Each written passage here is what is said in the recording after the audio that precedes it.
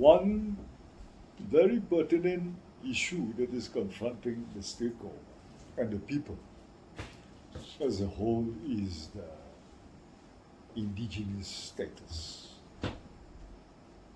Earlier I was asking you if you've had some more discussions with the parties concerned. Today it did not come up in the cabinet because we were slated to meet the tribals yesterday, our tribal organizations, but our brothers from the eastern sector could not make it due to paucity of time and information. So it was postponed. But nevertheless, this issue has been doing the rounds, and over and all, the government has tried to assert our contention of what and who this indigenous status means and should be conferred. So here, I think I have discussed this issue with you some time back, but we want to again assert the position of the government that despite all said and done, whatever it may be, indigenous, that very word in the English dictionary, I don't know which ones you use. I use all three, Webster's, Chambers, and Oxford also. You may refer to it also, but it means people evolving naturally. Means the original owners and the original settlers who have been there, occupied it as occurrence naturally by evolution or by occupation and taking ownership of that particular land through, I would say, war, and have been occupying it ever since then as owners. So here there are no two interpretations or aspects of it. Our people have to understand. Our land has undergone a lot of changes through ages, you see, centuries together. So the upper ridges have never fallen into the hands of any other power. It is the lowlands adjacent to the Assam state just now, which we have a lot of dispute with the government of Assam and us today.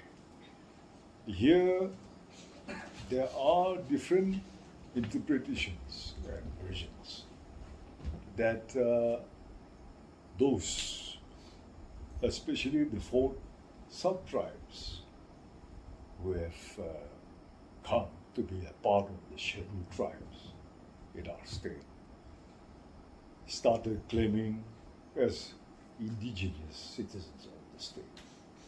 I think that is irrelevant. We have to understand. Among them, the Garos, they are mostly originated from present-day Meghalaya, and Kacharis and Mikris, they are also more or less indigenous to Assam. And the Kukis, they are scattered around in many states in the northeast. We would not like to delve into their migrative route, which is further south maybe, but that's an entirely different topic. So when the state was formed, our yesteryear leaders were kind enough to accommodate many who have settled before 1963, the 1st of December, and grant them permanent citizenship. Granting them that status need not necessarily mean that they have become indigenous. Not that anyone can transfer this status to another. It is just not possible. It cannot be awarded also, nor can it be transferred also. No, you just can't do about it. It is something which has to do with history and settlement and ownership.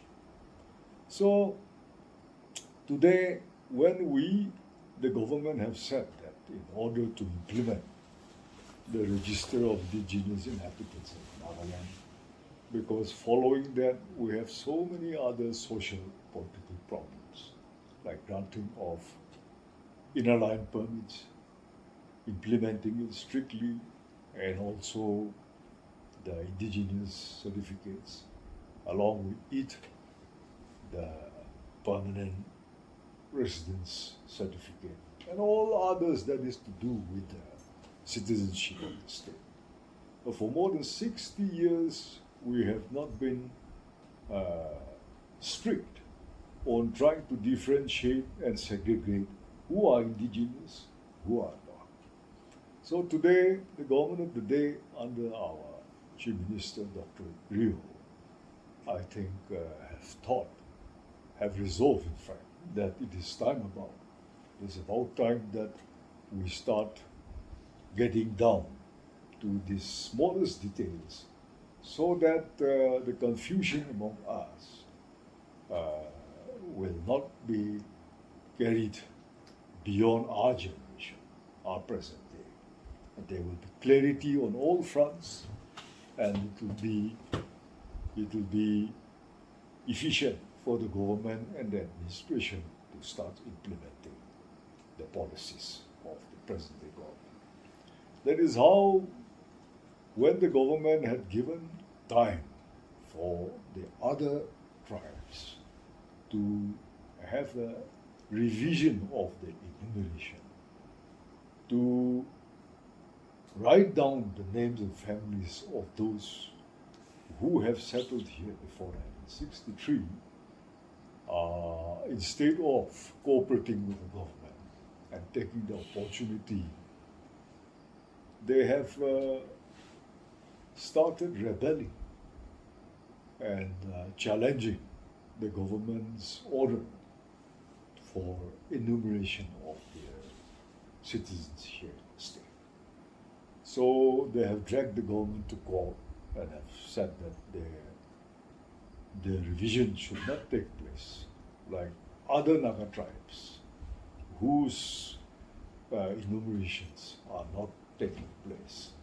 They too, there should be no enumeration. But that is wrong. Whereas the other tribes of Nagaland do not have any family relations from outside of the state, excepting 1 or 2 cases. The general public are confined since time immemorial to the territorial jurisdiction of the present state. The other tribes, be it the Kukis, the Bikirs, the Kacharis, and the Garos, they are migrative in nature, and they have percolated into Nagaland. So we want to know exactly our proper citizens prior to 1963. This, I think, should not be misunderstood. We are not discriminating, it is for clarity. And news have been doing around, you will know better. Your own counterparts in neighboring states, some have, I think, very vigorously trying to propagate the idea that the Mapu has been leased out for 99 years or so, and that it was the kingdom of Dima, the Kachari king, and all sort of things built upon that type of history. But we should be very clear about this. We will discuss more on this someday, hopefully, in the proper place in Zimbabwe. But history tells us, prior to 1228 AD, prior to 1228 AD, there was a Kachara kingdom there. But when our homes came, all the way from Thailand, very strong, very good warriors, they came and then they completely took over the Kachara kingdom.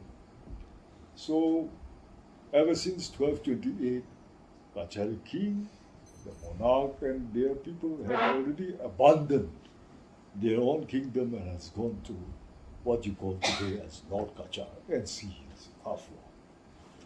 And from there on, they went further down to Kachar district, which is a part of Assam today, and have settled there. Some remnants might have slowly come again as laborers or whatever, and have come and settled down in Mapu many centuries later.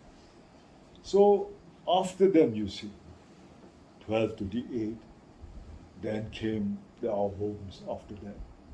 In 1228, then again our homes were defeated by the Burmese generals who came on the expedition, completely routed, and they took over. So our homes had to flee. They fled, and next, after the Burmese occupied, it was the English, the British soldiers who came again, and they defeated the Kukis, Burmese on all fronts. And after the Treaty of Yandabo, 1826, I think, they have surrendered and they went back. Burmese went back. So, after the British came the government of India through the Assam province.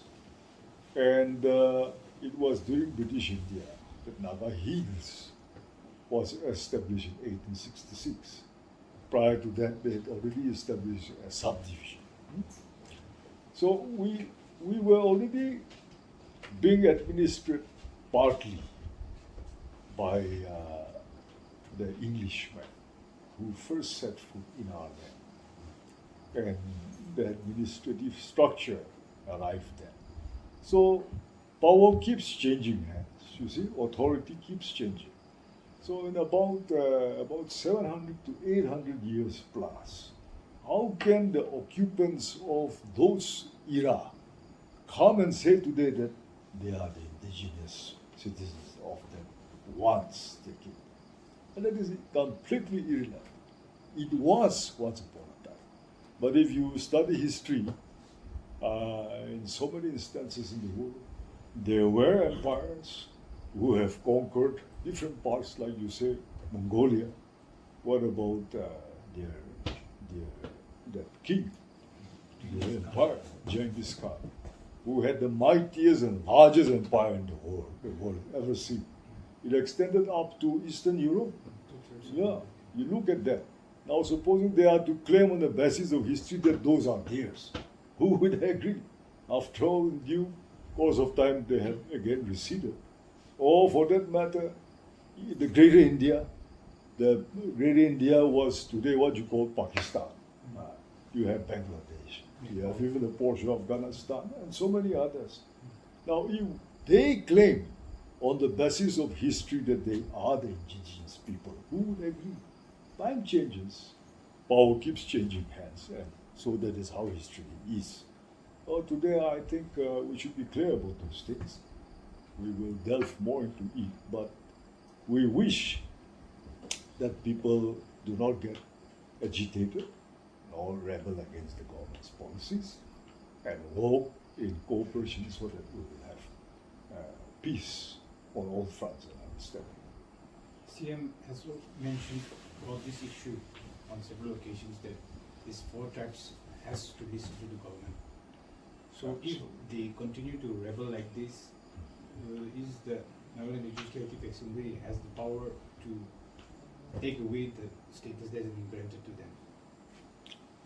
The stakeholders, the tribal organizations, are the stakeholders. And we are a people's government. Our Chief Minister always seeks the opinion of our tribal leaders first, because Article 371A is very clear about the powers vested to our customary authorities. That especially anything to do with land and its resources and transfer of ownership is very sensitive. So the government places so much importance on our tribal leaders that every now and then we wish to confer with them on such matters. So this time we have missed the opportunity, but in due course of time, I'm sure we'll be having a detailed discussion with all the stakeholders on such matters also. What I'm saying is just more or less personal observation. So the government does have the power to take away the status granted to them. For such citizens, they should be cautious in their movements and cooperate with the government of the day, because government make rules and they may confer or they may deprive or they may make certain policies which may change the course of administration also, which is all at the government's. So what is the status of the court case? Court has issued a stay that the government not go enumeration, undertake enumeration of these 4 tribes just now. So if that is the case, then the government has no option but to curtail all other benefits to them that has to deal with the status of these people. So yeah, there are other things. Push comes to shove. If so, then the government may be forced to review whatever has been offered to them. Scheduled tribe is one, it is all right, but granting indigenous status is another.